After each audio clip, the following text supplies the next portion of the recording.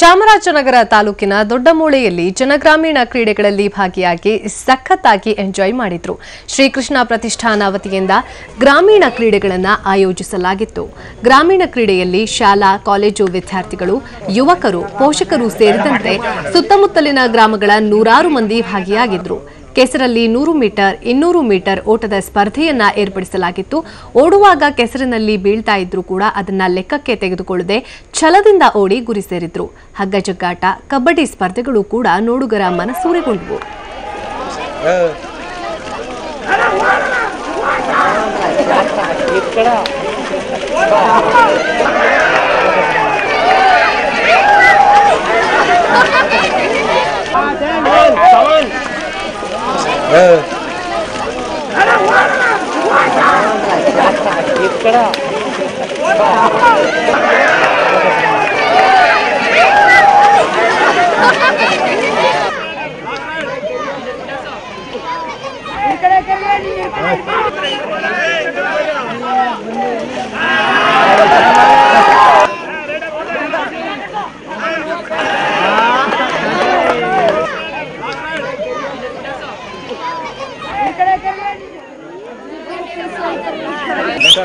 Welting, coming out of